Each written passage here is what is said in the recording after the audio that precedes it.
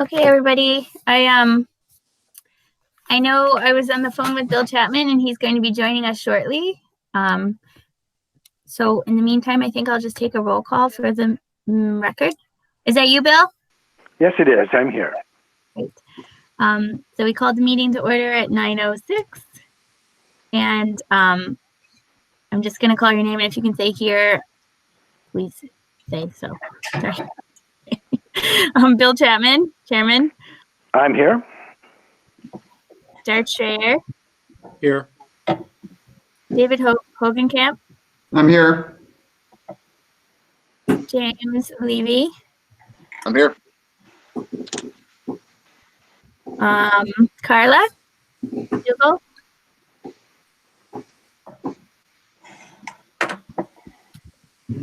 Carla. You're muted. Can you unmute yourself?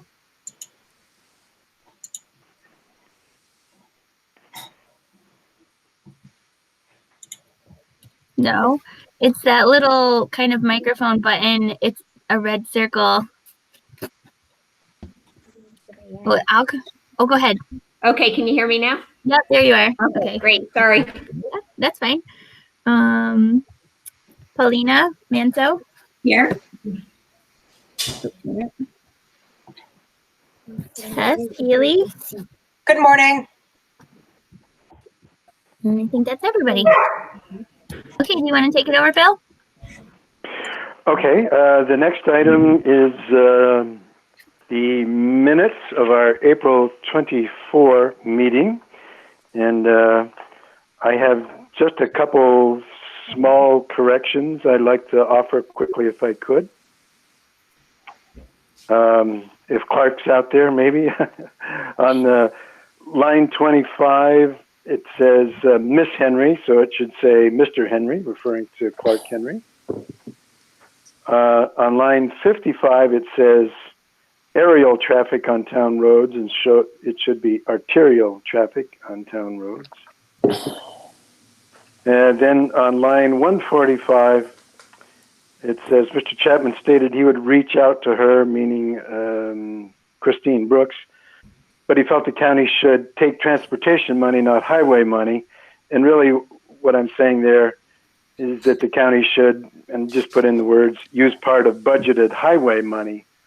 In other words, they don't have transportation and highway. They should just use part of their highway budget to help with the hike and bike path spending. So it should say use part of budgeted highway money.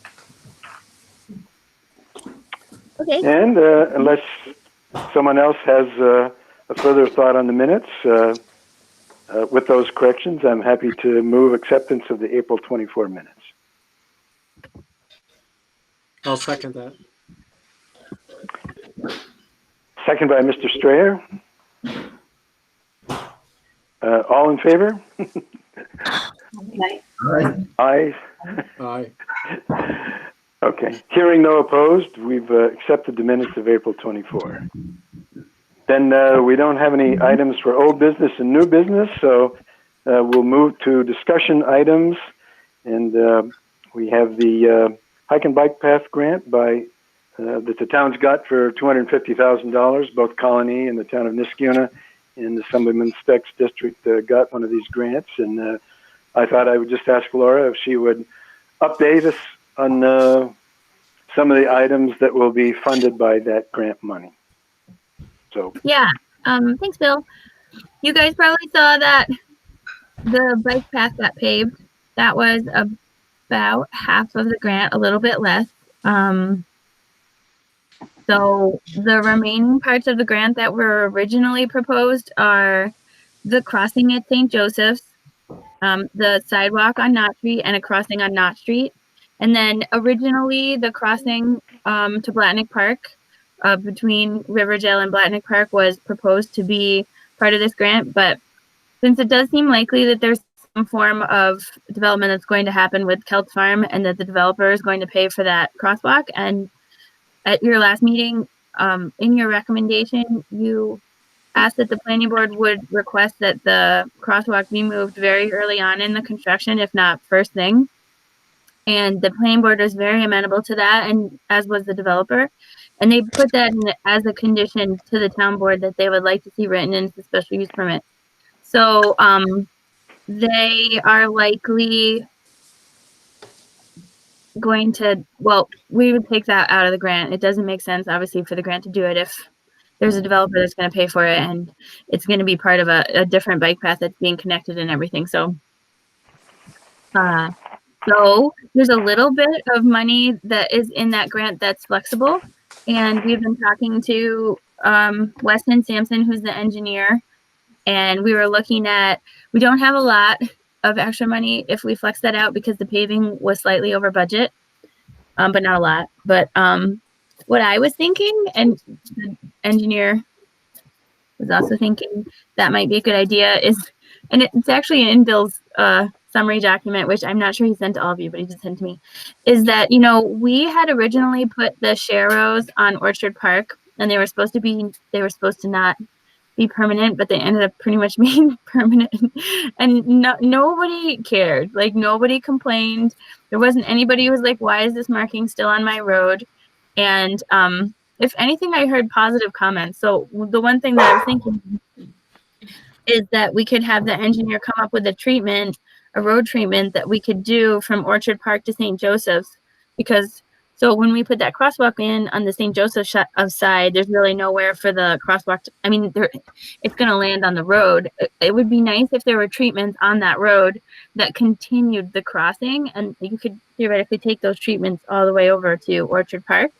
And then if the engineer does it and he coordinates it with the highway department, we would have like an acceptable on-road bike path treatment that we could use in some of the other places on our complete streets maps that are on road, is what I'm thinking. It sounds like a great idea to me. I don't know what other folks think. I agree. It sounds like a great idea if you can get the highway department to buy into putting the street treatments. Yeah, so and that's the advantage of maybe using the engineer, is that they can go down to the highway and kind of show them the range and talk to the highway and, maybe be the go-between a little bit rather than Laura asking for another thing from the highway. With the highway department, do they have a Sharrow decal now, or would they have to get one? Well, ours is actually to spec, the one that we bought for our, I think it's to spec, the one that we used for our festival. That was the gentleman that we got to help us out. He got it from someplace else. It wasn't a town one. It was one that he had. So the town would have to get its own, I think. But which would be a good thing, is for the town to buy a Sharrow decal. And maybe we used it. Did we use it at the Dexter Dash? Because I have one rolled up in my office. It's enormous. Yeah. Oh, we okay. used it then. The town owns it, I think. Yeah, but I definitely have one. Okay, good. Good. So again, on this grant, it's the 3.2 miles used to repave the bike path, the crosswalk at St. Joseph, the crosswalk at Regent and Knott Street, and then maybe some painting some Sharrows. And The other really big cost of the project actually is the sidewalk on Knott Street, because it needs retaining walls and stuff. So, oh, Bill, your computer is asking to be let in, so there might be a feedback loop for a second. You're going to have to choose which audio you want. okay, I will turn off my phone if you let me in. I did. Oh, I'm not here. Maybe you should, can you see us? I can see myself.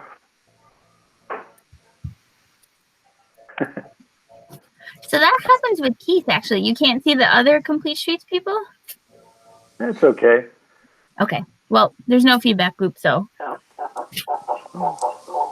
it is. I can see it, Bill. So I can hear the feedback. I'm going to turn my phone off. All right, Bill, you need to unmute yourself now. Okay, I'm here. Yay! All right. Right. It's nice to see you all, by the way. Okay, I'm sorry. So, will we have enough money to do the 2 blocks of sidewalk on Knott Street from Baker down to Lexington, or just a Yeah, maybe? so we used a up-to-date estimate from DOT that has a lot of contingency in it. And so I think we should. It's actually a half a block.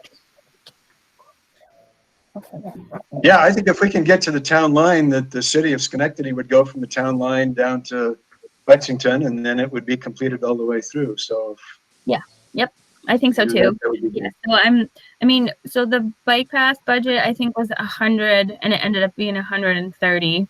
But the sidewalk line is like 90,000. So if we can't do it for 90,000, we've got to be able to do it for that amount of money.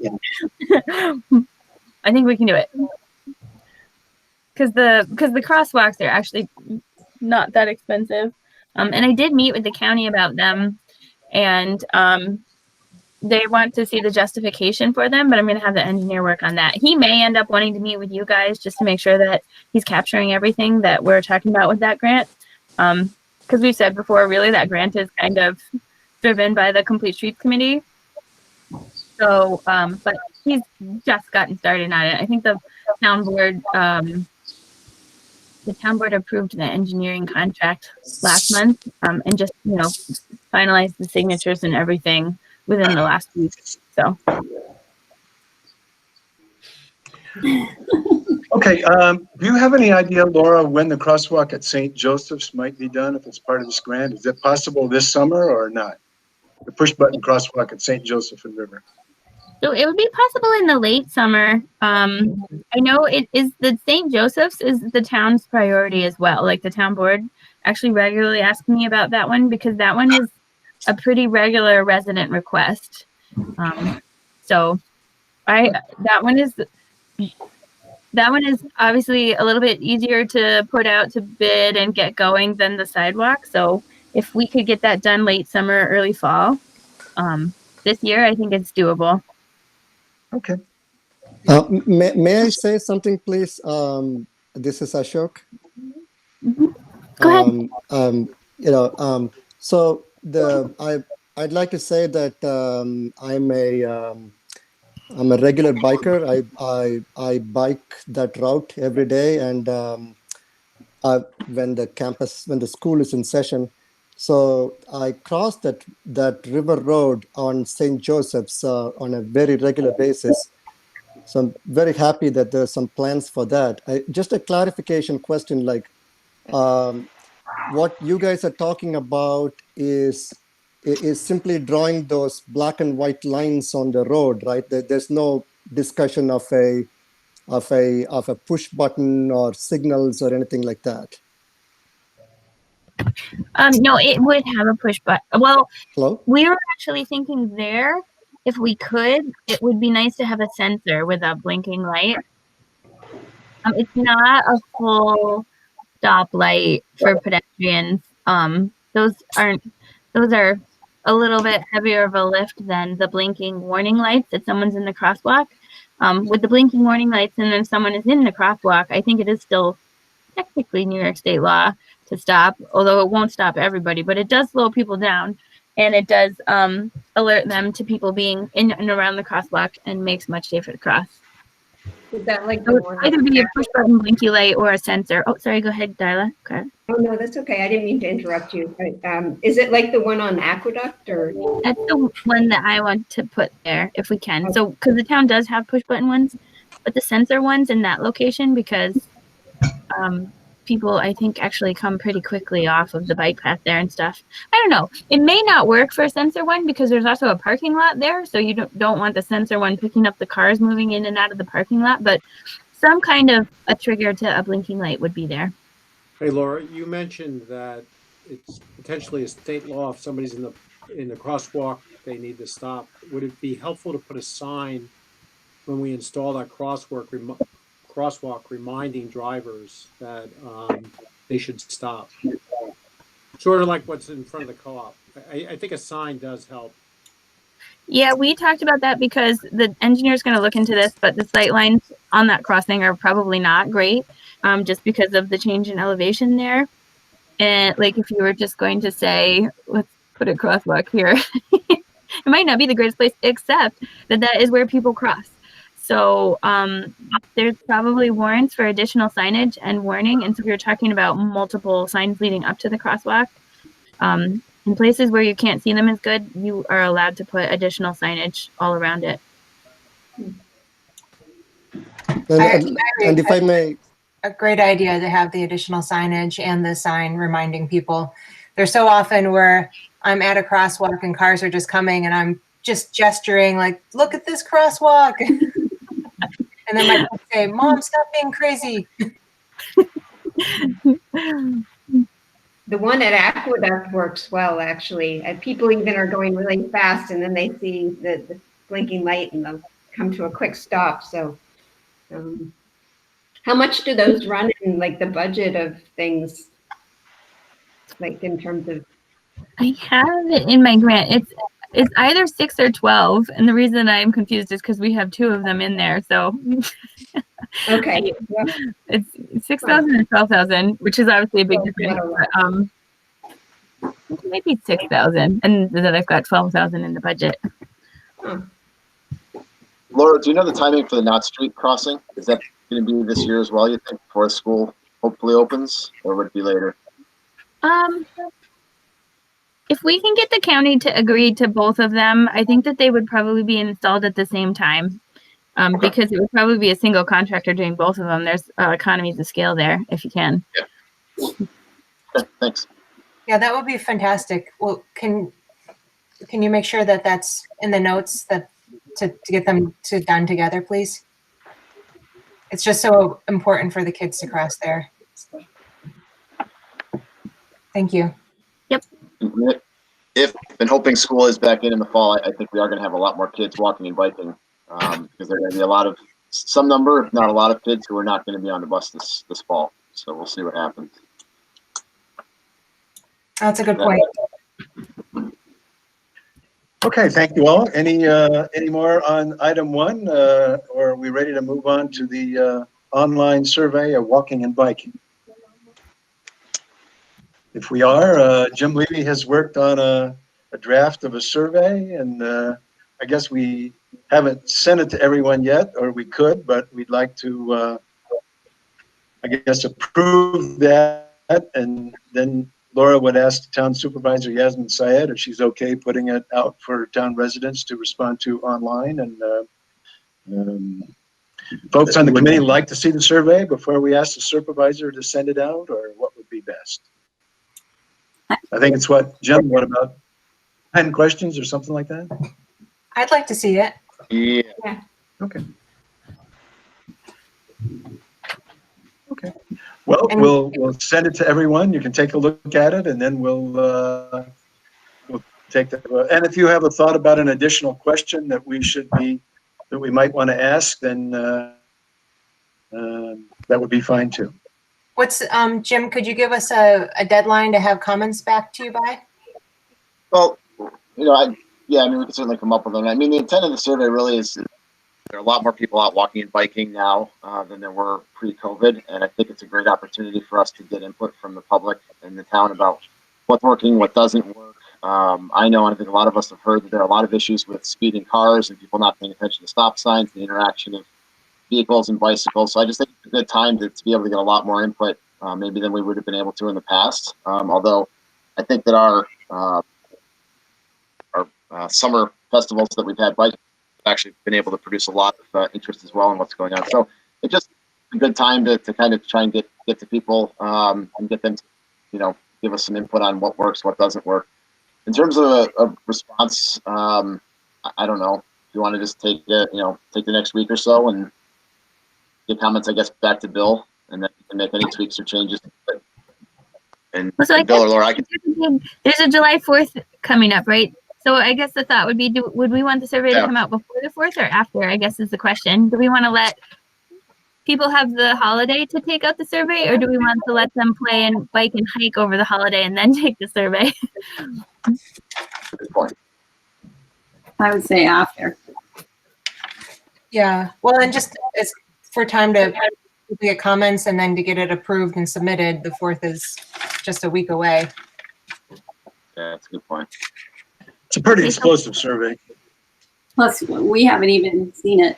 You know, we haven't seen it and reviewed it and gotten comments back. So that's time to even create it and send it out. So, Okay, so So Jim, would you be kind enough to send the survey to everybody on Complete Streets? Yeah, I can send out the link. Absolutely. Okay, good. And so- get your comments back, say in a week or 10 days or something like that? yeah, let's say after the 4th, so like the 6th or the 7th, maybe. Okay.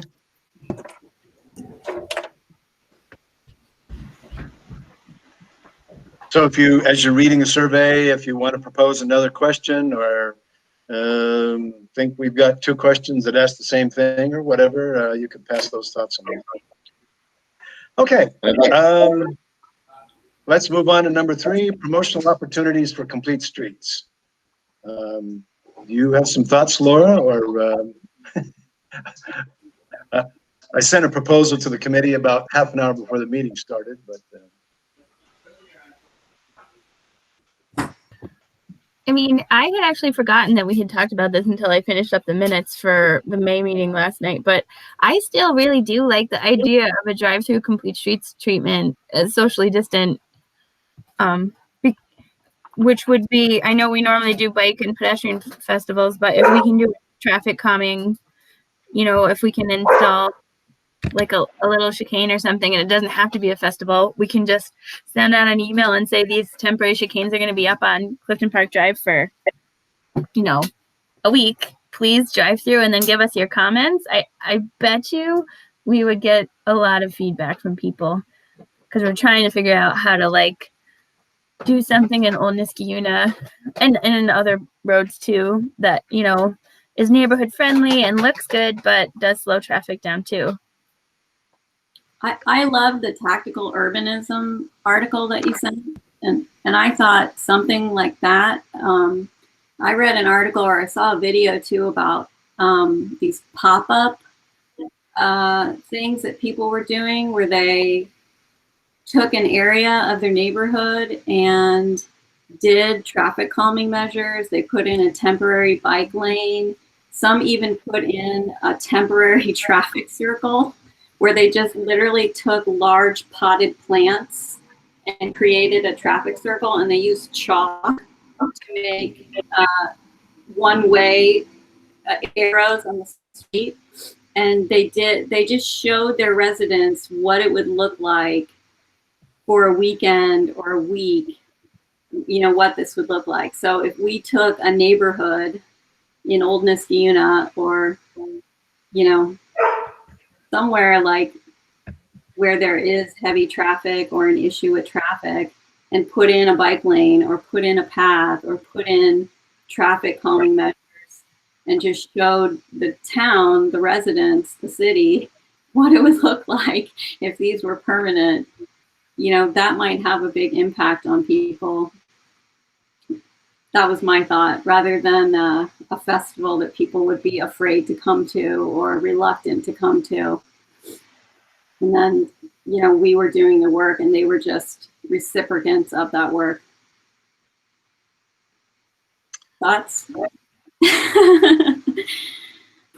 Yeah, I think we had talked about that previously. I think that's a good thing to do. I know down in Schenectady in the Stockade, when the city did their bike plan, they did something like that, where they actually did, you know, temporary tape on the ground and things like that. I believe that actually got ripped up by someone. They weren't happy with the idea, so they had to go back out and put it back down. But it's certainly, you know, it's input on, you know, what people think about it, and give us the opportunity to try some things out, whether it's, you know, tape or some temporary paint this time, or maybe not so temporary paint.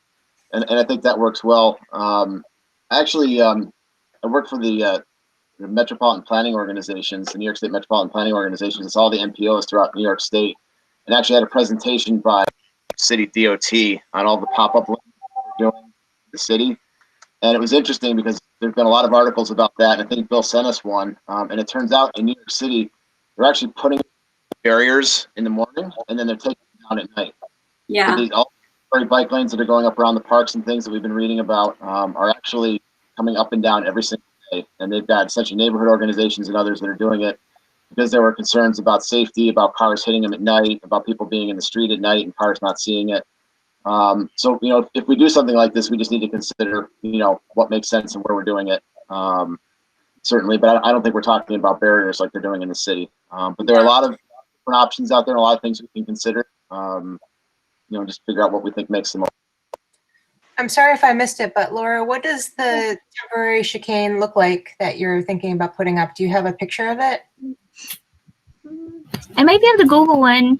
I have seen them like done with hay bales and then a potted plant in the center, which I think would last for a week. Although if there's a way to do them, I mean, I think the hay bales are okay, but it would be really cool if you could do. That's probably the way. Well, let me see if I can find one. I'm sorry, I got kicked off because my internet stopped working, and right when I was about to add in. So I was part of the demonstration projects we did both on the Washington Ave and leading up to the stockade, and then we did one on Craig Street as well with some temporary bike lanes. But you know, whatever you can do with beautification, we used a lot of flower pots. We had some cones. You know, you can always use cones again if you were to purchase some cones to mark some stuff off. We actually built a little rotary at one of the areas, and then moved the opposite street parking to the other side. And one person ripped up the tape once it went back down. Most of the comments were positive, so it's definitely a nice way to get people comfortable with it, like it was on Orchard Park Drive. Yeah, the only other thought I have about doing these is I know there was they did a sample out in Amsterdam, and they put the hay bales on the road, and no one told the residents that they were putting hay bales in the road. So all of a sudden people started driving by and didn't understand why there were hay bales in the road. They got really upset about it. So if we're going to do things like this, we need to make sure we have a really good public push. Certainly make sure the neighbors that are right exactly what it is, and just make sure that we let everyone know what we're doing and why, so they don't kind of question why there are these hay bales in the road or whatever we decide to do.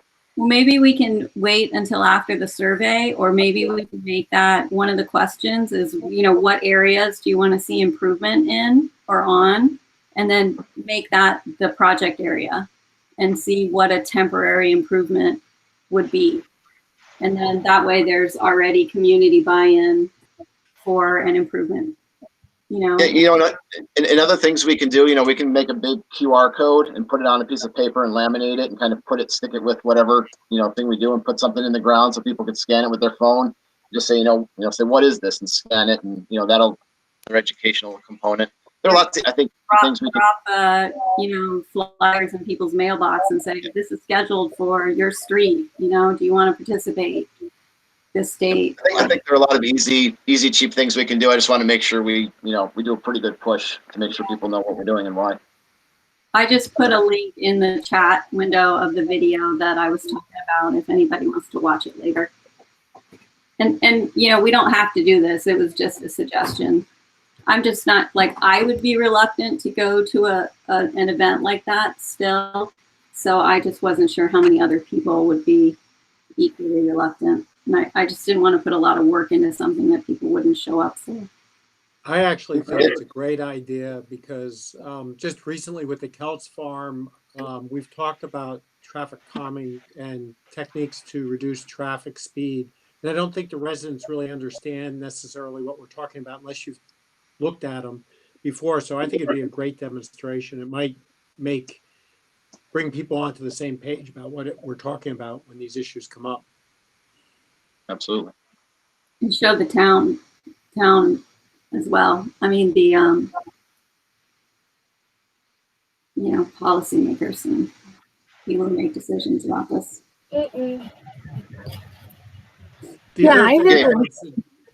The other thing I might suggest too is if we did something that was temporary, we might want to put a picture of the actual device, maybe on the town website, so residents don't think it's cones.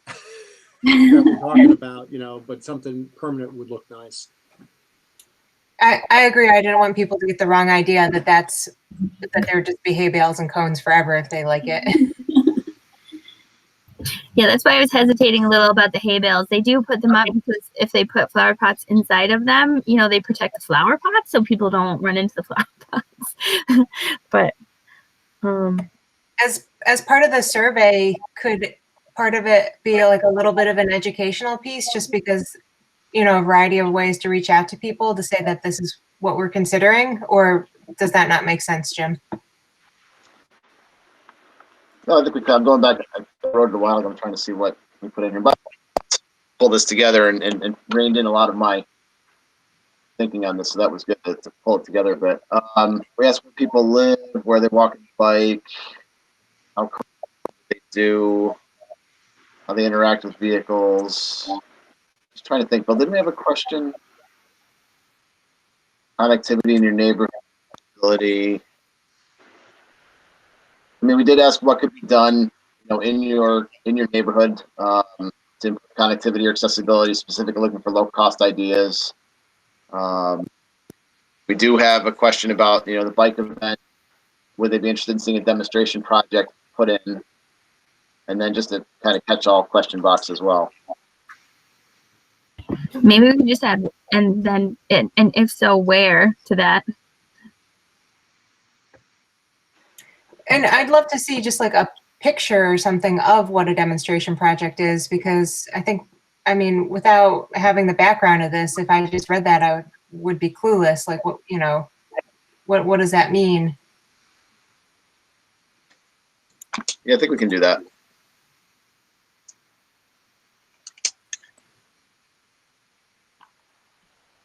Pictures. I just have to see how we can embed them in there. Like, I can take a look at that, certainly. All for putting in graphics and things. Yeah, the city's Complete Streets project has pictures of both those demonstration projects if we want to show a local concept. I can help you with graphics, Jim, if you want. Yeah, take. One thought, I know that in looking at Windsor Drive, that the planning board and other folks have talked about traffic calming things.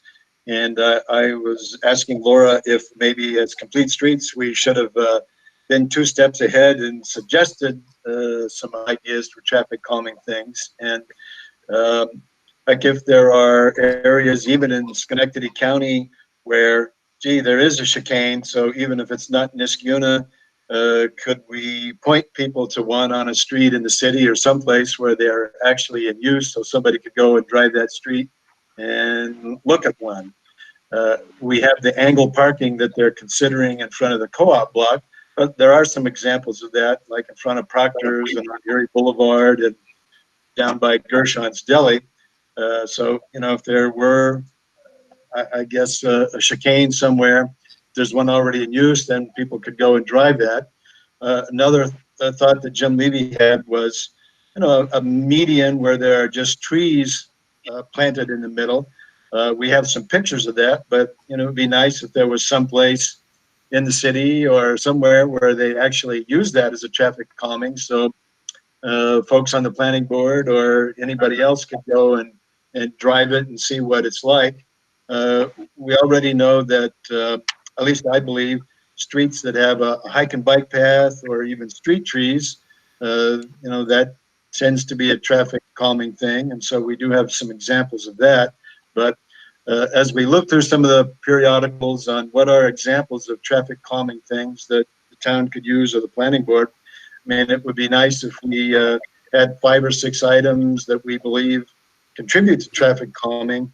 And there are some examples that, you know, people could go and drive a street and see what they are, so that they would see how they are in actual use. So that's an assignment for us. But I think it would be helpful to planning board members or even us or town board if they're looking at, well, what can we do to reduce speed other than having a patrolman on every street? What are some traffic calming devices, where they're used, and could I actually see a real life example of them? And so Bill, I'm not sure there are chicanes around here, but I just sent Laura and Clark a picture. I was in Glenville last week, and it's called The Retreat right off of Route 50. It's a higher end residential development, and I sent her some pictures. They have a very simple boulevard running right down the middle. And I mean, the neighborhood looks very, very similar to what we're talking about here in Niskayuna. And yeah. I'm always kind of using a local example, both to show that it has been done locally and to kind of, embarrass that our community or that community, saying, hey, if they can go, why can't we? Hey, that's exactly. We need some local examples of where things have been used so people can see them and drive the street themselves. So. And so we have that one. I don't know that we have a local chicane. There's certainly some in New York. I don't believe there are any here in the capital region. Not yet. Not on roads, at least. Maybe in an alley somewhere. Well, that would be worth doing a hunt to see if there's one in the Capital District somewhere. And oh yeah, that's nice. So it's pretty simple, but it is right off Route 50, and it's a very similar type of development. When you go up the road, it's got a nice. There's a pond there actually with a picket fence around it, and some pretty large houses back in there actually. I think the road width is pretty similar to what we have here in town. So, Jim, is this something that could be used on Upper Dean from Berkeley to Providence? Probably. We'd have to look at the dimensions, but you and I went out there, a while ago, and I think we have a solid, 8-9 feet we can use if we wanted to. So yeah, that could certainly be a consideration. But again, I said this to Laura because it was a local example. I just have to drive past, and like I said, local examples are good ones, I think. I'm trying to get a handle of the scale. How wide is the paved path on one side of the median there? How wide is the pavement? The pavement, that's what I meant, yeah. I didn't measure it, but I would say it's definitely wider than the roads on Lexington. Maybe they're the width of Knott Street, each side of Knott Street, something to that effect. They're much wider than typical lane. Yeah. So typically, what is the what's the thought on that when you measure the space? How wide is the goal to get the through path for the cars? Well, it all depends on the location. I mean, you can go down to an 8-foot lane in an urban area, in an urban setting with low speeds. The higher the speeds, the wider the road needs to be. But you also have considerations like plowing and other things like that you have to take into account. But that road was probably easily 15, 16 feet wide, which is really, really wide. I mean, in an urban setting, that would be a 2-lane road. So Could be a 2-lane road. Do you sort of decide what you want the speed on the road to be, and then you set the width of the road? Is that how that works? Or do you base on existing conditions? I mean, typically you design the road based on speeds and desired, complete streets, components and things to keep people going a certain speed and looking out for other people and bikes and things like that. But for a retrofit, there are a lot of different, considerations you have to take into account. Okay. Volume, speed, how much pavement you have, how much you want to take away, cost. Retrofits are always tougher than putting it in new.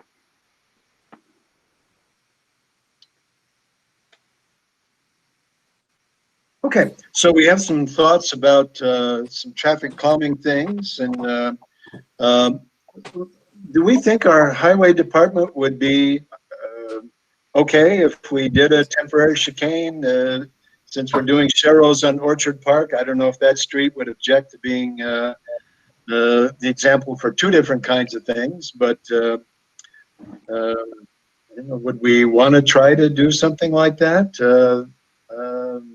A demonstration project where hay bale's up for, 2 weeks or something like that with some potted plants in as an example of traffic calming. So we'd have to do it on a town road, right, Bill? We wouldn't do Dean because that's a county road. That would be more difficult. Yeah, I'm saying Orchard Park is a possibility because it could have both Sharrows and a chicane. So unless they would object to getting both, but. I would think you'd want to pick a road, and I'm not suggesting Windsor, but I pick a road where residents have expressed a concern, maybe. A straight road that generally people would tend to speed on. I don't know if people speed in Orchard Park. Yeah. Well, they've certainly spoken up to talk about speeding, so that would be a road that could be an option. Are all those county roads down there? Is like Regents a county road as well? No, Regents Town Road. Yeah, you could do something on Regent. I mean, my suggestion would be if Orchard Park is getting the share rows, that you don't necessarily want to throw everything on one street and kind of mix messages. That we would probably want to, you know, do the appropriate treatment on Orchard Park and then look at Old Niskayuna somewhere for the chicanes, because I think that's come up a couple times to see if that would be reasonable and if the people would like it and if it would work. Or whatever else we were looking at, like if we wanted to paint a boulevard down Windsor or something. But like, I don't Well, actually, know if we want to go to Windsor because there's so much political unrest there right now. I feel like we should probably focus in on Old Niskayuna and do some of the treatments that we have discussed to help with the cut through traffic from Balltown Road. And the only other thing I was thinking, because these are all such good ideas, is maybe it's time to have a subcommittee that would kind of start pulling the ideas together and picking like a date and stuff that would work for everybody. I don't know if we want to do that or not. I do think that everything we do should be coordinated with the highway department so that they're on board. Absolutely.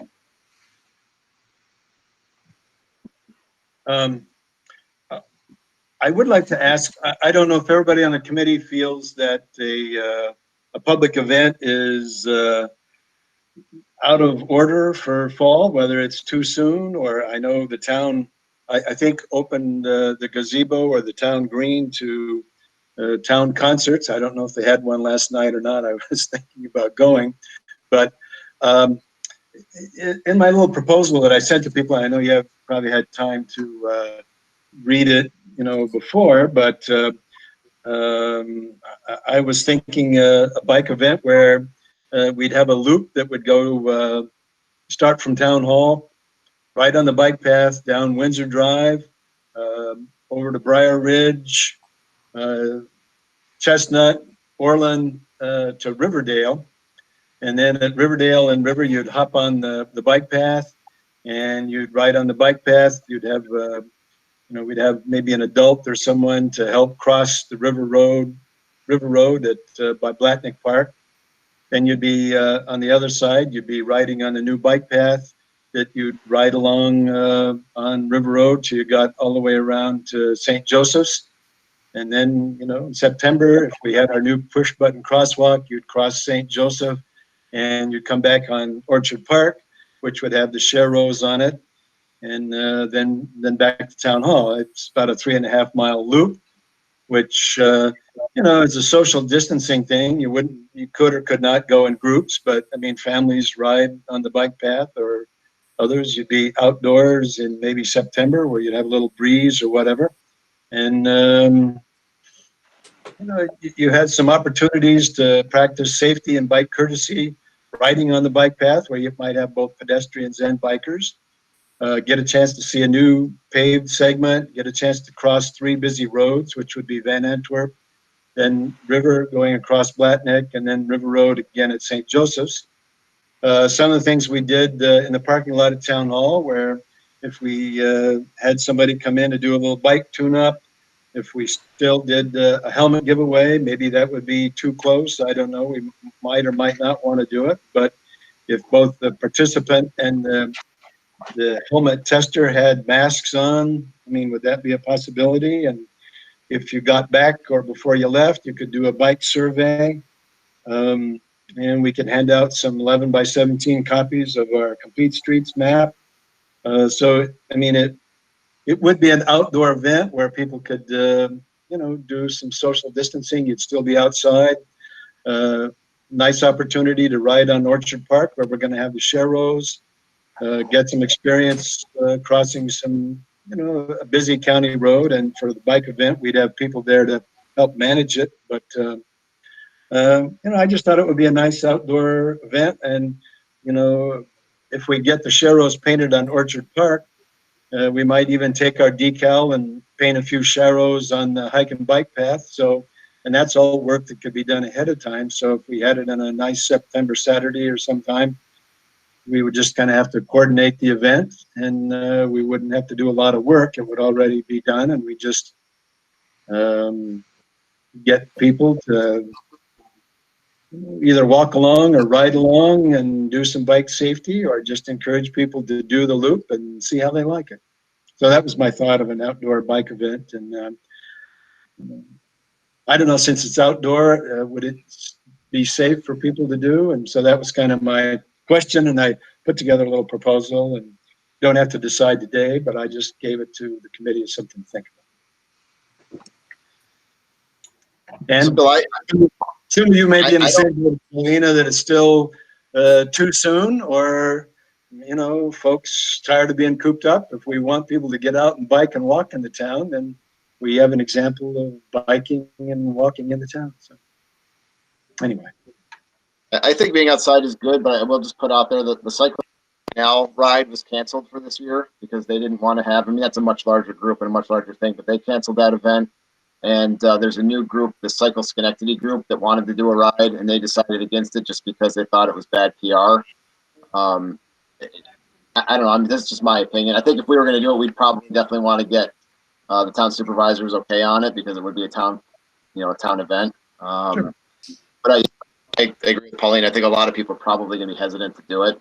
It's outside, so it's not as big a deal. But I think, yeah, I don't know. I'm on the fence. I also think the town, I'm not sure that the town staff has the bandwidth to do an event right now.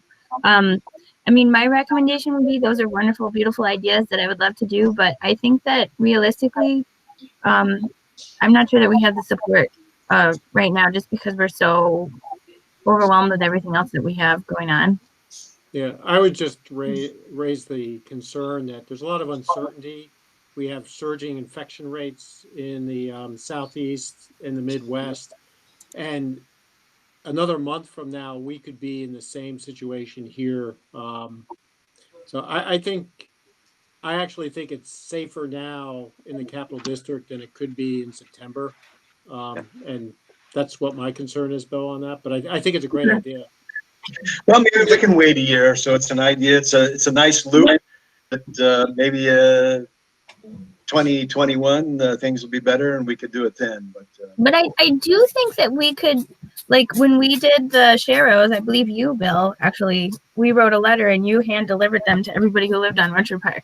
I do think that we could probably mail everybody on a block somewhere in Old Niskayuna, coordinate with the highway department, and install, you know, on our own, a temporary treatment to one of those roads, and then put up a giant laminated QR code so that anybody who's driving up and down or walking up and down could learn about it and see if they like it. And then people are just driving through there over the span of a week, not necessarily interacting, but thinking. And I do think that that's a really good socially distant way to do outreach. We do some press about it too, and then, you know, have a survey or something, just, you know, even have like a video of people using it, just try to do something virtually. I agree, not having in-person events, it's just, people just don't feel comfortable, nor do we want to be on the side of promoting it. And as part of the bike demonstration, you could post a link to the bike route that Bill just described and say, you know, try this as an option. This is, you know, an excellent route. You know, what do you think? And then after you ride it, like what could be changed to make you feel even more comfortable doing it? That's a great idea. So you know, the demonstration project is essentially sorry, but just in the promotion, going over all the things that Bill described, the crosswalk, the traffic calming measures, make sure that all of those are spelled out so people understand those are things that Complete Streets put in for this explicit purpose. So people understand what the effort is that went into it and the benefit that they're receiving when they do this loop, just to spell it out. So, you know, when we do demonstration projects, they're essentially like a self-guided tour of a certain, you know, element that you put in there. But what if we were to just take that and just repackage it as like a virtual bike festival?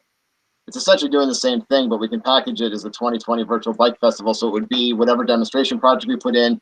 Bill, you could up in there and say, you know, try this loop. It takes you on different types of roads and different, you know, elements of the town, and kind of package it all up in a single sheet and say, here are different ways to do the virtual bike, you know, bike.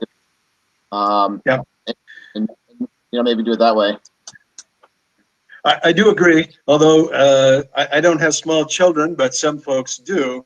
And so we'd be doing a bike loop. I guess we'd have to stress that it has 3 perhaps useful training exercises that if, you know, mom and dad are taking their 2 kids on a bike loop, that this bike loop has got 3 busy roads that you've got to cross, and you need to be aware of that getting across Van Antwerp at Knott Street East, and getting across River Road where we have the crosswalk at Blatnick Park, and then getting across River Road again at St. Joseph, that you know, you can't just assume the cars are going to stop. You've got to stop your bike and get off and look and make sure it's safe to go across, which, you know, parents know that. And so you know, some parents or some people might say, wow, why are you proposing a bike route that you've got to cross 2 busy county roads that have a lot of high traffic, like River Road? Some people are going 50 miles an hour on that road.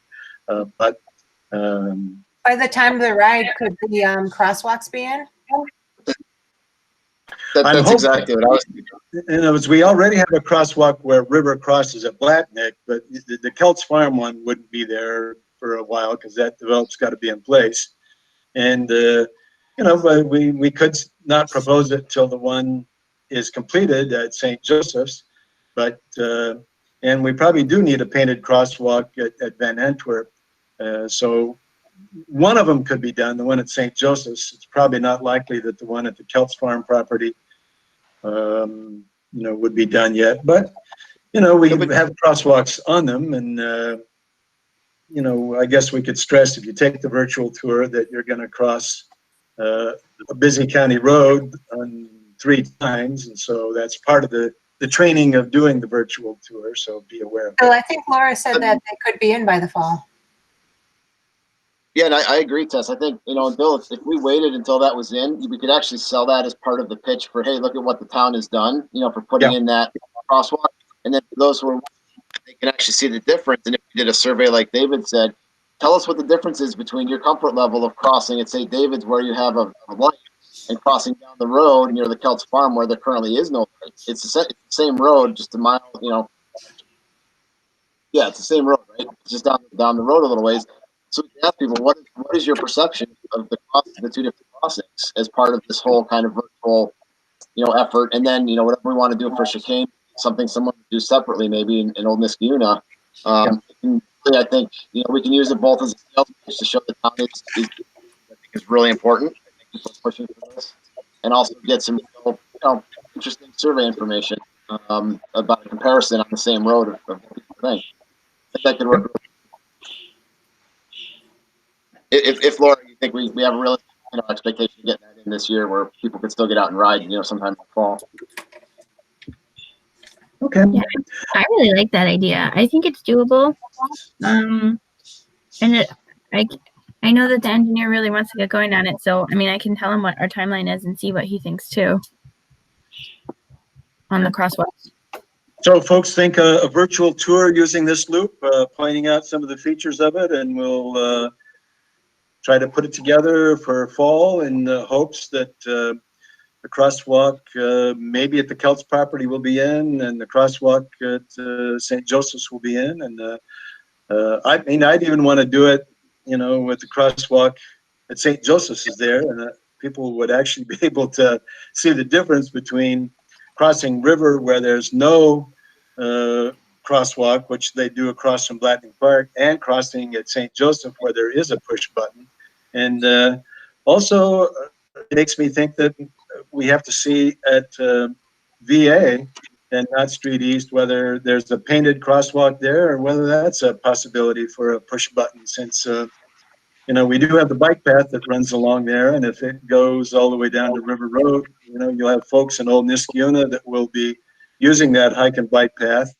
There's a push button at Balltown Road, but, you know, if you're going, you know, that way to get to the hike and bike path, you do have to cross VA, where there's a lot of traffic. I mean, there's a stop sign there, but maybe we could at least ask the county to do a painted crosswalk on Van Antwerp at the intersection of Knott Street East, so that there's a painted crosswalk there. Okay, good. Any more on number 3? And we'll work on a virtual tour. Okay, Laura, please, Crescent Road, Clifton Park Road, Knott Street, engineering study. Yeah, Bill and I just chatted about this quickly, and so this is just an update because I haven't even fully sent this out to bid yet. But we, we still want to do the surrounding. We want to look at surrounding treatments to the Knott Street improvement project. We want to coordinate those with the county. And the biggest thing that we have all discussed, and I think support, is narrowing down the Clifton Park Crescent intersection and looking at potentially working on Crescent Ave, and then any treatments to, Via Del Mar or Clifton Park in that area to help. So what the idea is I'll put that out to bid, get some engineers interested, have the town board choose an engineer, and then Bill and I discussed that because we're not really sure. It's probably not a planning board action, it's a town board action. That I think that largely the engineer would run their ideas through us, and then we would do a final formal recommendation to the town board on the treatments there, if that makes sense to everybody. So it's just a beginning agenda item, but as long as everybody's okay, I think that we would probably be the lead board on that.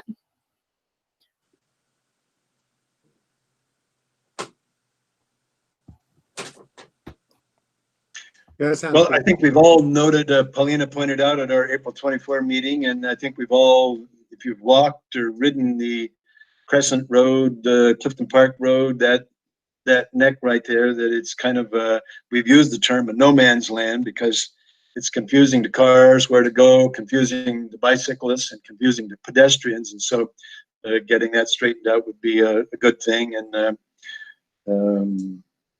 so that's a good thing. I would note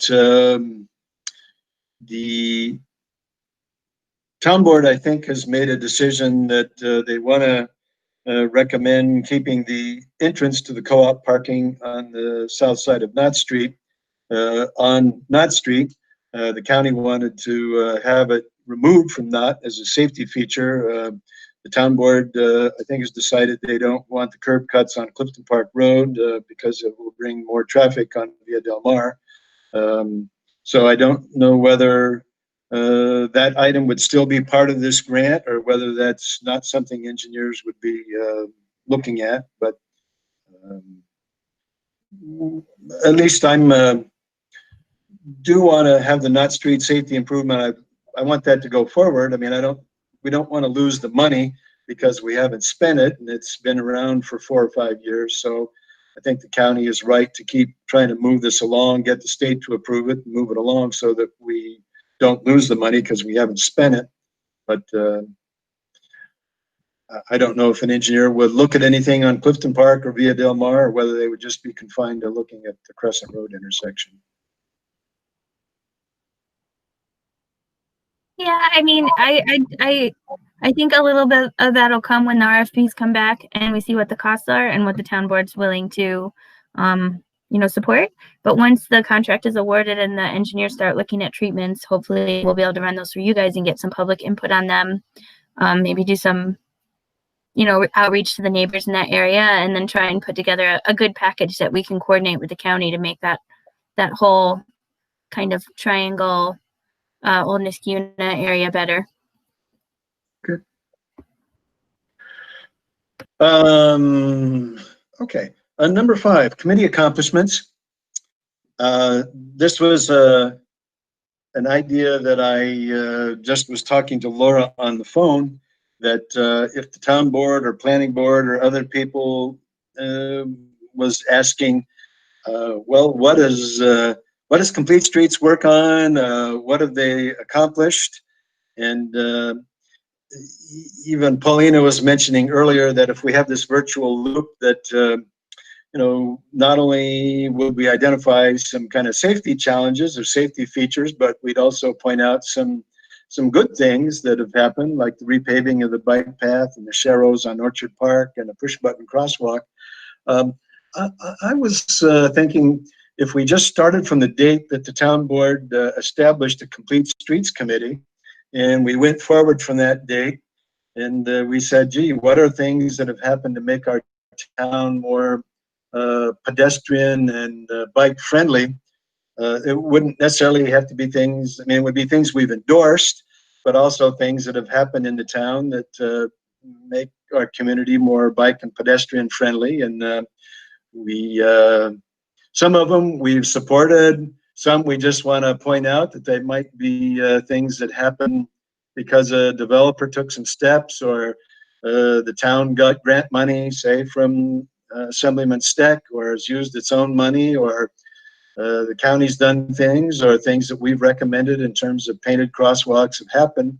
And it would just be kind of an inventory of some of those things where, you know, anything that we've encouraged. I mean, we've had the bike festivals, we've had the Complete Streets meeting at Town Hall where, you know, we've done that. We've gotten some crosswalks successfully done. We've gotten the stub of the bike path from bike path up to Soccer Field Park. We've got the connection at Flower Hill. We're getting some more crosswalks done. We have some safety features part of the co-op block. And I guess I'd say we'd throw our lariat fairly widely, that anything that's, you know, pedestrian friendly or bike improvement, we would just list that and the date that presumably it was opened or started. And, you know, so if the planning board or town board or your next door neighbor said, what is Complete Streets about? And we'd have the policy statement adopted by the town board, and, you know, what's happened in the town as a result of this happening. And we would just, you know, have a little inventory of some things that have happened in the town, some of which we've encouraged and tried to get grant money for, but certainly our 2 bike festivals and anything else that we think falls in. And, you know, we would share that with the town board, planning board, other folks, and as evidence that we're trying to, you know, move to a more pedestrian and bike friendly community. And, you know, I just thought we could work on a list, and it would probably just be maybe in chronological order as a start. So we'd have 2 or 3 pages, maybe more, of stuff that's happened in the town that we tried to take a little ownership for encouraging, and you know, put that together, which would be kind of a committee accomplishment. So I don't know if people have any reaction to that, but where would this go? Where are you envisioning this, just as a letter item, or just listed on the website? Or I mean, we have a Complete Streets committee, which we've got to get updated with new members, but, you know, we could put it on the town website on the Complete Streets. So somebody comes out to look at Complete Streets, they see what the members are, and they'd say, you know, here's some Complete Streets things. Not that we've funded all of them, but there are things that have happened in the town of Niskayuna since Complete Streets got started. That would be a start date for us.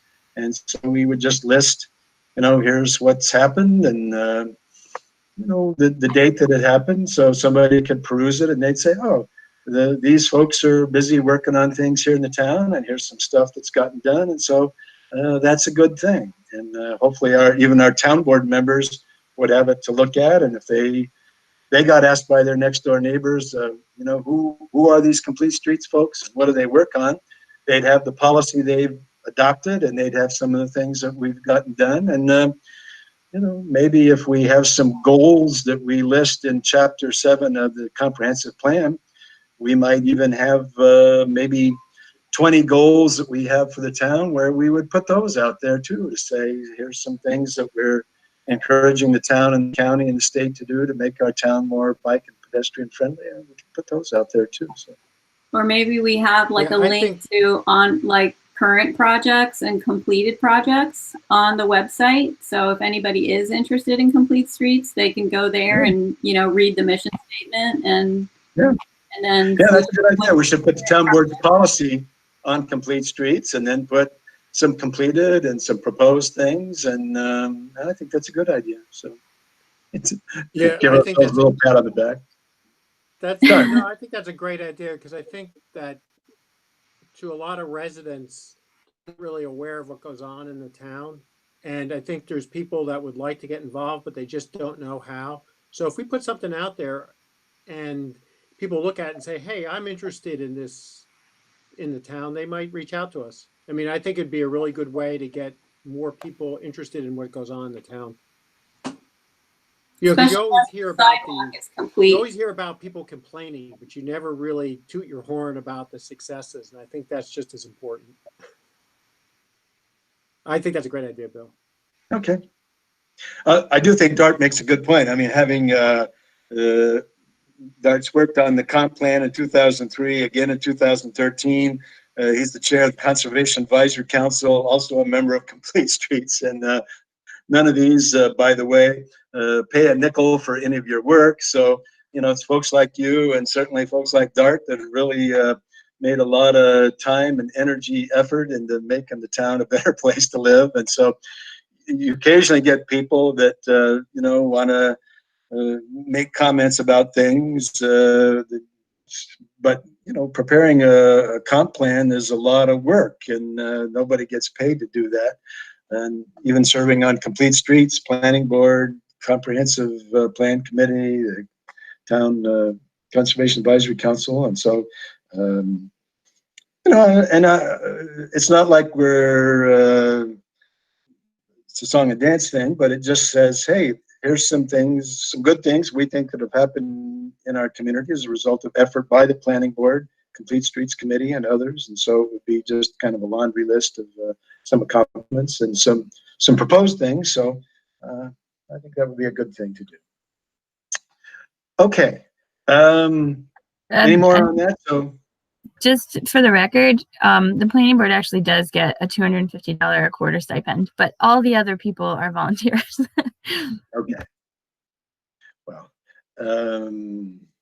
they earn their stipend, I think. I think we get like 30 cents an hour or something for all the work they do. Okay. We do have item 6, updates to the comp plan, which I've got to get the goals together, and you know, we've got to do that. So that's another one of our goals to do. Before I leave, at our last meeting, Christine Brooks, who lives on Rosendale Road, is interested in, started off with a connection between Iroquois and the Grange property, so people could say, park in the parking lot at Iroquois School and then walk on a hike and bike path down to the Leishakill Preserve. And the Grange building has some parking, not a lot, so some people park at Iroquois and walk down. I thought this was a good opener to our other goal of promoting bikeability and walkability to our schools. And we did share our suggestions with the school board, and if they have a bond proposal they're putting up in December, and even if they don't get the money, we've still shared some ideas with them on how to make each school more walkable. But again, what we said for Iroquois and Rosendale was kind of 3 pieces. One is hike and bike path along Rosendale Road that would essentially go hike and bike path from Upper Union to Mayfair, and then there's already a sidewalk from Mayfair to Rose Hill. Then we'd want them to do a hike and bike path from Rose Hill all the way down to the Grange building, and maybe even all the way down to the turnaround at River and Rosendale.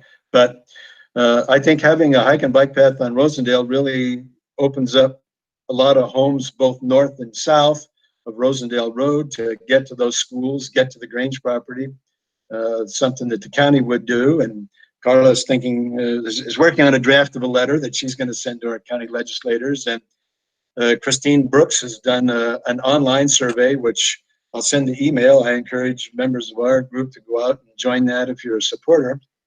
That, you know, she's going to share with the county just as an indication of support. And so that would be a county step. Town step, I've mentioned to Laura that if we do pave the paths in River Road Park, then we have a connection to get from Hempstead to the schools. And then, you know, if the school district, you know, repaves some of the asphalt paths that they have between Iroquois and Rosendale, they would be doing their part. And I think either bikers coming to Iroquois via Rosendale Road or coming into Iroquois and Rosendale schools going through River Road Park, I mean, you're able to use a lot of quiet town streets to get to Hempstead and then into the park would be a good way to make that more breathable. And I've said to Laura that if the town uses some of the money they're getting for the drainage or to do drainage for the softball fields in River Road Park, that either try to use some of that grant money or actually borrow some money. And I encourage both the county and the town to consider borrowing money because it's cheap to borrow money now. Municipalities, if they borrow it, helps contracting jobs keep going. That the town could get its part of the project in River Road done, and we'll lean on the school to do its part. And I think it could be a good project. And so I think the county is looking at Rosendale Road. They would say, well, we don't have a terrifically wide right of way, and it would be expensive to do a hike and bike path on Rosendale Road. But I see it as a capital improvement that's going to really go a long ways to promote walking and biking. And it's a good thing for a county to invest in.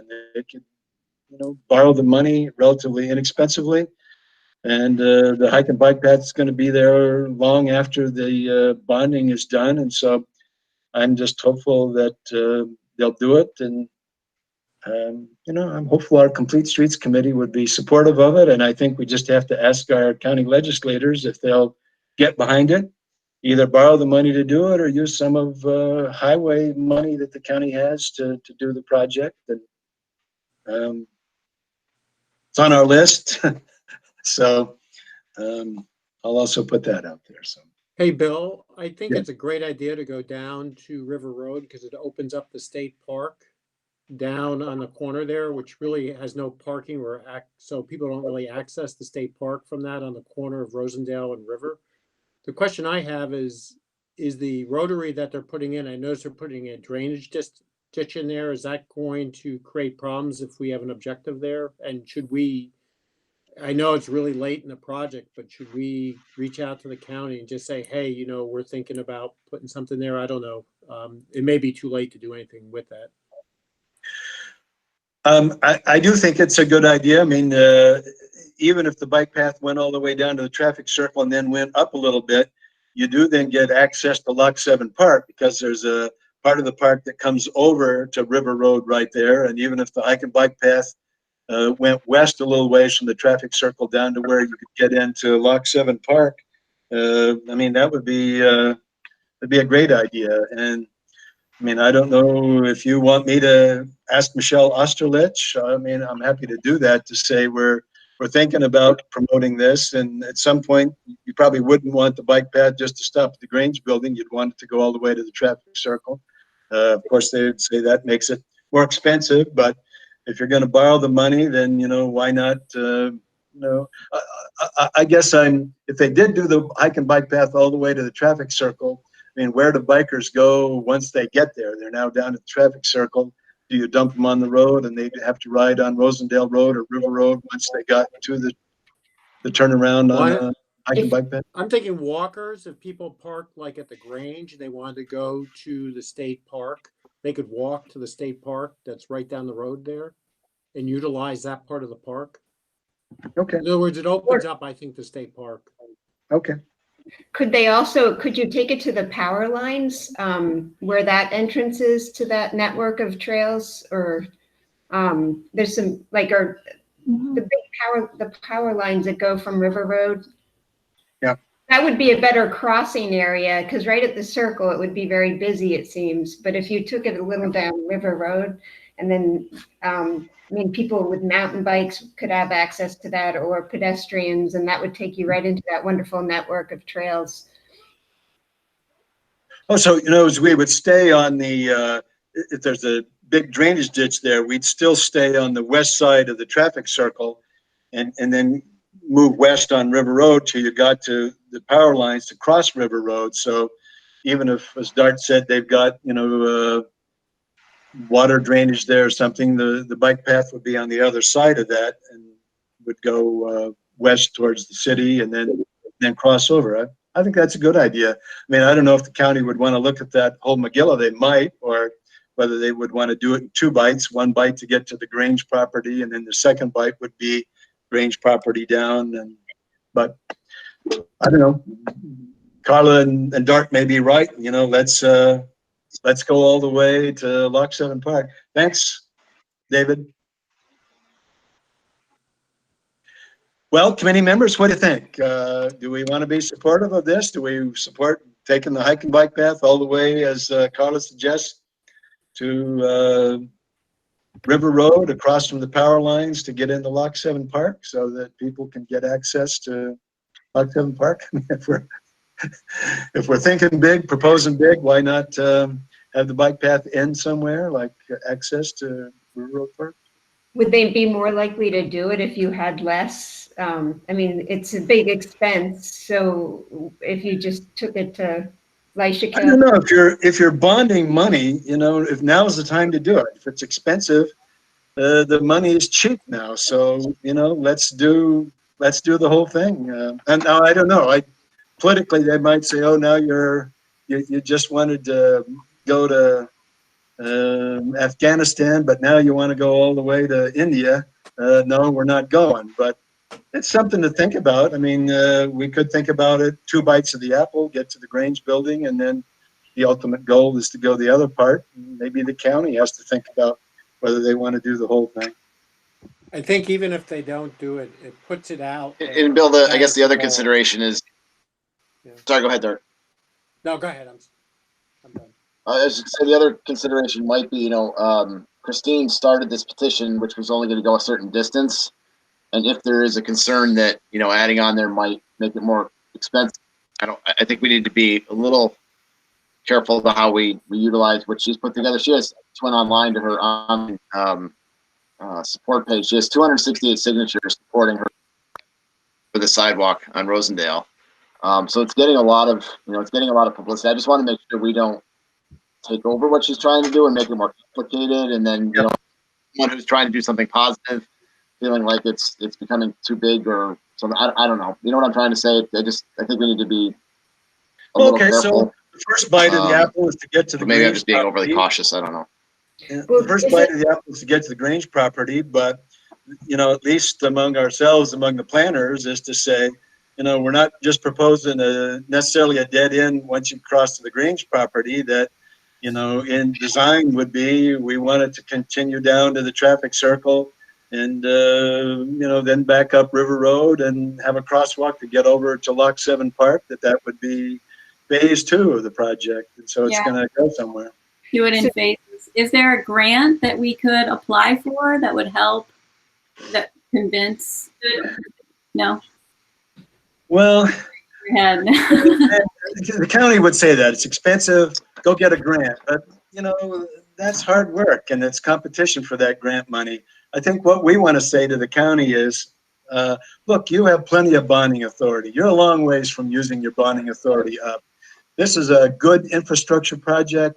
You get construction jobs out of it. You're doing something that benefits it.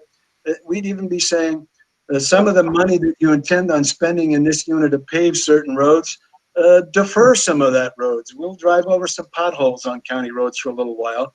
Use some of that money, to do this. Or if you've got plenty of room for bonding, we know it's expensive, so borrow it. The borrowing rates are cheap. It's next to nothing. So to contribute to the economy, to keep jobs going, to do something that's an infrastructure project in the town of Niskayuna that promotes biking and walking, borrow the money and do the project, because it's safety to schools and it's also safety to work. That there may be some people that, if they can get to the bike path through Lock 7 Park, then they can bike all the way down to Capel or to GE, or they can go through the roads at Iroquois through River Road Park and take the back roads to get to either GE or Capel that way. They'd be taking the same reverse way. And if the school district is proposing all 7th and 8th grade at Iroquois and all 5th and 6th grade at either Van Antwerp or Hillside, and we want to encourage walking and biking, then this contributes to that. It's not just we're creating a pathway where students are going to be biking to get to schools, and so the county's got to do its part. And it's just like, I'm hopeful that the town board is going to put some Complete Streets money in our town budget, that if our county legislators say they're behind walking and biking, then we're saying, okay, there's a chance for you to spend some money to stand up beside what you're doing. That You know, their support's got to be more than just encouraging us to do bike festivals or some demonstration projects that don't cost any money. At some point, you know, having traffic calming things or trees or bike and pedestrian, you know, you got to spend some money to do these things. And so we're saying, here's a great project that contributes to walkability to schools and connections to business, and you got to do your part, and you can do your part because you've got plenty of bonding authority. The money's cheap. There's an idea the school district likes, Complete Streets likes. You know, let's do it. Let's do it. So it's a matter of will. It's like, you know, the Black Lives Matter movement reaching out to the House of Representatives and the Senate and state legislators and municipalities that it's nice to say the right things, but at some point you got to do some of the right things. And so that's what we'd be asking our county legislators to do. Sounds great. So she's talking about just the segment between Iroquois and like Leishakill. No, Christine is behind the whole idea all along Rosendale Road now. I think she's the merit of that because, I mean, not only does it get, you know, people on Godfrey on both north and south of Rosendale Road, but if the state eventually does some crosswalks on Troy Road, then you've got 7th and 8th graders that are, you know, south of Troy Road. If they can get across Troy Road on a crosswalk, take the side streets through your neighborhood, Carla, then they get over Rosendale Road, then they can bike down to, I mean, not only middle schoolers, but people that want to get access to the Grange or to Lock 7 Park or really to the bike path. The bike path, yeah. You now open a connection for them that they don't actually have to go all the way down to River Hill to get on the bike path. You know, they can cross a crosswalk on Troy Road, go through your neighborhood, then they're on the hike and bike path on Rosendale Road that takes them to Lock 7. Or, you know, they can go through River Road Park and take the back roads to come to downtown Niskayuna. So it really connects a lot of folks together. So she's supportive of, you know, going the whole way on Rosendale Road. Okay. So I'm new to this. How does it work? Do you write a proposal? Do you say we want to propose this as phase 1 and phase 2, or does Laura bring it to the town? How does it work? Well, I've already sent which I copied, Complete Streets, sent it to our county legislators saying Christine Brooks and other neighbors are supportive of this. So I copied our county legislators, the town board, and Complete Streets saying, hey, let's do this. And so Christine sent me an email yesterday saying, Bill, is the county responded to you?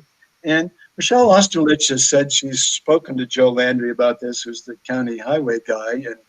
And Joe's feedback is, one, we'd have to look at the county right away. It's not as wide as it might seem, but if you have to get into eminent domain to, you know, take 3 or 4 feet of people's front yards to put a hike and bike path, that gets to be an obstacle. And, you know, he also said it's expensive, but expensive, I think, you know, the county can bond the money. It's a real question, which I've asked Christine, is you almost have to walk Rosendale Road and talk to some of the people to say, you know, what are your feelings about having a hike and bike path in front of your house? And some people will say, oh, I don't like the idea there's going to be walkers and bikers. If I leave my garage door open, all my stuff's going to disappear. I'll get trash on my lawn. Life will be over. Other people will think it's a great idea. Some people won't want it until it's in, and like the people on Windsor Drive that oppose the hike and bike path, now they love it. And be the same on Rosendale Road. And there will be some homeowners that have nice flowers and some nice trees in front of their yard that they might lose some of those because that's where the hike and bike path would go, and they would be troubled. But many of them are going to be good citizens that are going to say, hey, I could never let my kids walk on Rosendale Road because it's a death trap. It's windy, it's fast, and there's no place for people to walk. They are going to say, I'm glad you're finally putting a hike and bike path over here. That's a good thing. And so we've got to find supporters on the road that are supportive. And then, you know, Christine is saying, hey, I've got 260 people and there's going to be more. That's the motivation to encourage our county legislators to do a civic improvement, a county civic improvement, and that's how you get there. You got enough citizens that want it, and just keep pushing it. So, but it would be nice if our Complete Streets Committee supported it, endorsed it. I mean, you can go out and electronically sign the petition, but I'd like to keep it moving along, and I'd like to ask the county, I'd like our county legislators to propose doing this project and putting the money in for bonding and doing a design. So. Yeah, the shoulder is so narrow there, so it is very dangerous. And you see elderly, you see kids walking home from school, bikers, runners, dog walkers, and it's very dangerous. And right now it's not even much traffic, and I'm walking my dog there, and every time I feel like I have to like pull her in close and get on the grass, and every time a car comes by. So it would be so nice to have a sidewalk there. I think it would make such a difference. Yes. Hike and bike path, Carla, because we don't want bikers on sidewalks. Yeah, not a sidewalk, yeah. We have to change our town regulations to say the sidewalk between Mayfair and Rose Hill is designated for both walkers and bikers. But really, a hike and bike path, you get both bikers and walkers. And then if we do kind of our courtesy campaign, which would be part of our virtual tour on the loop I talked about, if you're a biker, the idea is you tell the pedestrians, I'm coming up on your left, and maybe you slow down a little bit. You don't try to scare older adults like me. And when you go by, you ring the bell, let them know you're coming. And, we have to learn to do that. But a hike and bike path is designed for both. So, and I think it's probably cheaper than a sidewalk, actually. And they're 8 foot wide, so you get them both. But, just quickly, any thoughts from the rest of the committee? I mean, Carla's definitely on board. Are we unanimous in supporting this, encouraging the county to do this hike and bike path on Rosendale Road, at least phase 1 to the Grange building? Okay. So let's let the minutes reflect we're supportive of that. And okay, it's been a good meeting. It's 10:30. Does anybody else have anything else that we need to talk about or think about before our next meeting? I was just wondering, could we set maybe a tentative date for the bike demonstration to happen in the fall? And, Laura had mentioned forming a subcommittee. I think that's probably a good idea, and I volunteer to be on the subcommittee. Okay.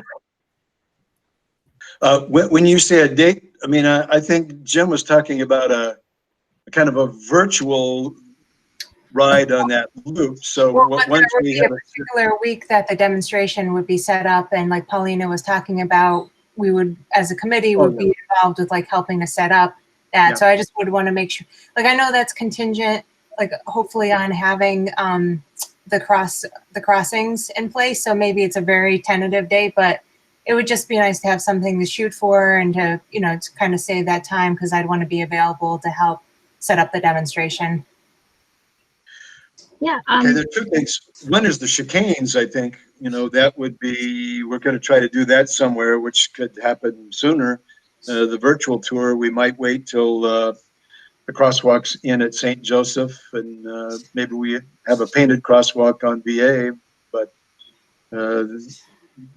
the chicane demonstration, I think, could happen sooner. And I thought they were going to happen at the same time. I kind of like that, having it all together. Yeah, I thought we would do them all together too. Because you would do the same thing, like you would do that, and then it could hit the QR code, and then you could be like this. We're doing a virtual loop here, and then you're collecting all that data all together, and you're announcing all that other stuff. Okay. Actually, I thought the virtual tour would just be out there so people could ride it whenever they wanted to, anytime in the fall. It would just be, we've got this virtual tour, whenever you and your family want to take it, ride it. Sure. I mean, it could stay up for a while, but I wanted the start of it. I think that they could coincide at the same time, that we could, whenever the crosswalks were up, like we could time the demonstration to happen at the same time and then show the virtual tour. Like, I think that the timing would work out well. Okay. I think it'd be good for like a media blitz, for lack of a better term, to put it kind of all out at once. to get publicity. Mhm. But maybe we just add that as an item for the next meeting that we choose the week for the demonstration, because we'll be closer to it. Do you think you'd know a little bit more, Laura, by then? Oops, you're muted. You're muted. Yeah, I mean, that makes more sense to me. I understand why you would want to set a tentative date. I mean, but I do think that having the subcommittee meet and getting a little more information and then bringing back a tentative date to the committee also works. Okay. I do it like that. Anybody else want to join Tess on the subcommittee to do a chicane demonstration? I can help out. This is Jim. I will. Carla, Paulina both jumped in. Anyone else? Paulina and Jim said. And we could put it, well, we should put it out at next month's meeting, because we're missing a couple members at this point. Yeah. Okay. So Like, is Lauren still a member? yeah, she emailed me this morning. She was totally bummed out that she couldn't come today because she really liked the agenda and she wants the minutes as soon as possible. Okay, good. Yeah, I think she would be interested. Yeah, she probably would be. I'll put her with a question mark. Laura, do we record this meeting or not? Yep, it's recorded. Yep. And you can So watch Laura could watch the recording if she wanted to toss an hour and a half of her life, I guess. Yeah, I'll just email her the recording. Okay. Hey, Bill, just going back to the previous topic about the multi-use path down Rosendale, that's actually in objective 4 of the comp plan to put a sidewalk. It says sidewalk all the way down along Rosendale Road to provide school access. So that might be something you want to bring up, Okay. in the conversation with the county, that it has been identified within the town as a priority. How far does it go? Or It didn't say how far it went. It just said, work with the county to continue the sidewalk installation on Rosedale Road. It says to the schools and the surrounding neighborhoods. So I think that is vague enough that surrounding neighborhoods is whatever you interpret that to be.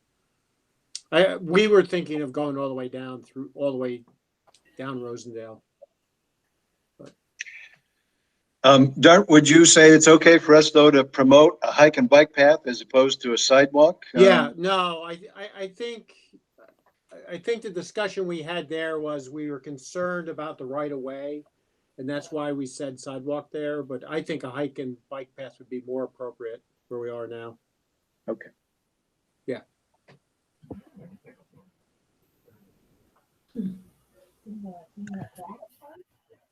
Okay, any other business? I know people, we advertise an hour and we always push it to at least an hour and a half. So I don't want to, if people feel like they've got to get going, anybody else have another topic or another comment they want to offer before we adjourn for the day?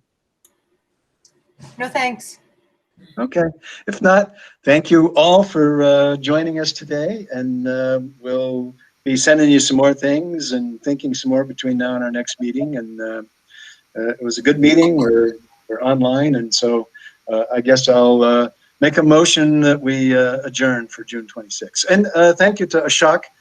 He is a member of the Conservation Advisory Council. He's a biker, and he wanted to join us today. And so, Ashok, thank you for joining us. He's already Thank you for having me. school grounds with Jim Levy and I. So we've been bending his ear and bending his shoulders, but we're happy to have him on board because he bikes to GE every day. And To it's good Union experience. College, actually.